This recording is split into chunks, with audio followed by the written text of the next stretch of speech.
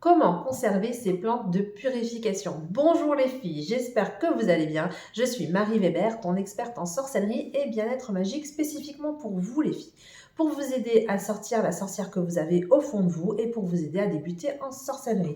Et si tu t'intéresses à ce domaine, je t'invite tout de suite à cliquer sur le lien en barre d'infos. Donc c'est un test personnalisé et tu sauras à l'issue de celui-ci quelle sorcière sommeille en toi, quel type de sorcière tu es selon ton caractère et tu auras une piste sur les actions à mettre en place pour débuter en sorcellerie. Quelles premières actions est-ce que tu pourras mettre en place? Et aussi, je t'invite tout de suite à t'abonner parce que chaque jour, je crée un nouveau contenu qui parle de monde invisible, de rituels, de cartomancie, de numérologie. Enfin bref, j'adore tout ce qui relève du monde invisible. Donc, chaque jour, je crée une vidéo là-dessus, sur ce sujet. Donc, si tu n'as envie d'en louper aucune, je t'invite tout de suite à t'abonner. Et aujourd'hui, on va parler de comment est-ce qu'on peut conserver ces fameuses plantes de purification. Parce que si tu t'intéresses à la sorcellerie, j'imagine que tu t'es déjà acheté des bâtons de purification ou tu as eu envie en tout cas de t'en acheter ou de t'acheter des plantes pour les réaliser toi-même.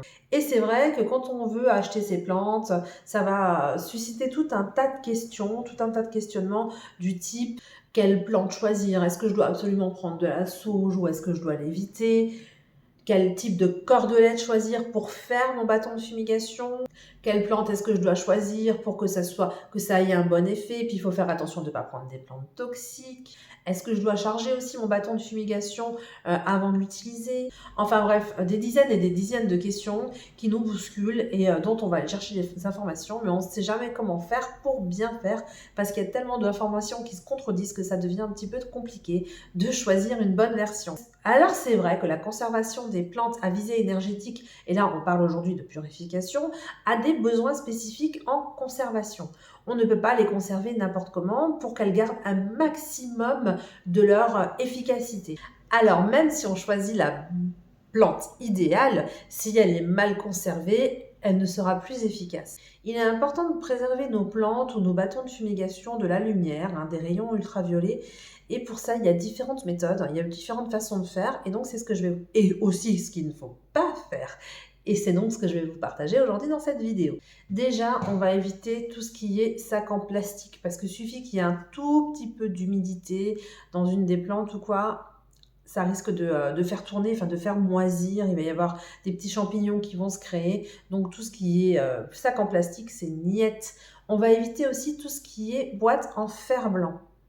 Alors je sais que ce sont des boîtes qui sont très pratiques. Souvent on en a pas quand même régulièrement à la maison. On s'achète certains paquets de gâteaux et boum, on a une boîte en fer blanc. Ou alors on a des boîtes qui traînent de nos mamans, arrière-grand-mamans, etc.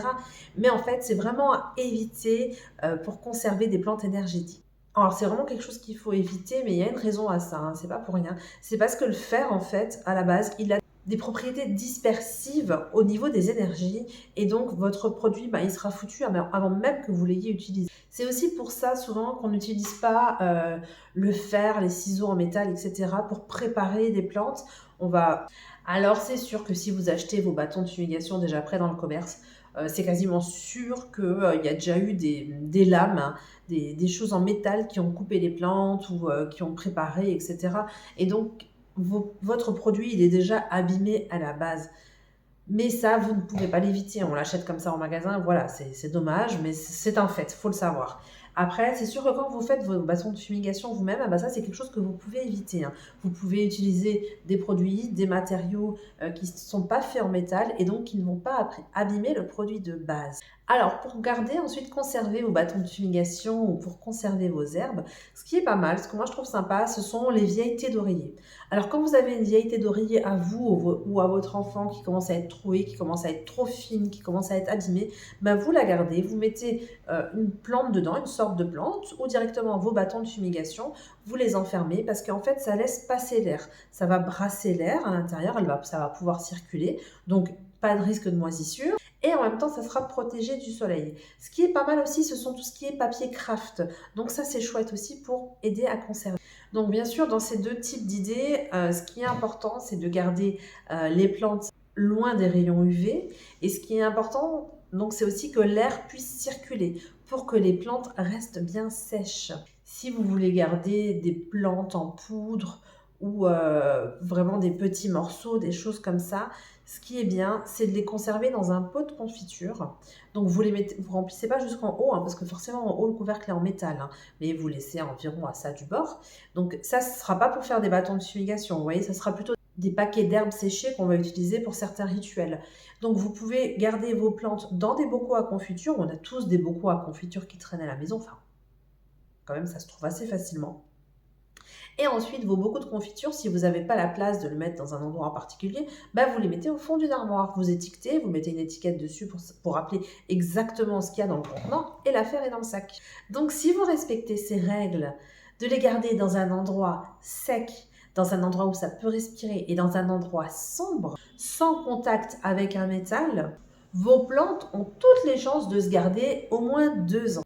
Donc franchement, on a largement le temps de se faire un bel assortiment parce que comme ça se garde longtemps, bah, suffit d'en avoir en belle quantité et puis ça va se garder, c'est super. Après, quand on aura besoin de telle ou telle plante pour un rituel, il y a juste à aller piocher. Moi, j'ai toujours sous la main, alors quand je vais acheter en magasin, je garde dans des sacs ceux que j'utilise le plus souvent, les rituels que je prévois de faire dans les 1 ou 2 mois à venir. Et si c'est des plantes que je ne vais pas utiliser et je sais que je les ai, mais que je ne vais pas les utiliser incessamment sous peu, hop, je les mets en bocaux et je les mets au fond de mon armoire. Parce que je me dis que si c'est utilisé dans le mois, bon bah c'est pas grave s'il s'arrête dans le sachet pendant 1 mois, ça va pas l'abîmer la plante. Pour 1 mois, c'est pas un problème. Voilà, à présent tu sais comment conserver tes plantes à visée énergétique. Donc avant de me quitter, n'oublie pas de télécharger ton test gratuit pour savoir quelle sorcière sommeille en toi et pour connaître les premières actions que tu as à mettre en place pour débuter en sorcellerie. Aussi, je t'invite à t'abonner parce que chaque jour, je te crée une nouvelle vidéo de contenu pour parler du monde invisible. Si cette vidéo t'a plu, pense à liker parce que moi, ça me booste vraiment de savoir que mon contenu te plaît et ça me donne encore plus envie d'aller te chercher des solutions pour te donner le monde invisible accessible. Donc voilà, je te dis à demain pour une nouvelle vidéo. Allez, ciao les moldus!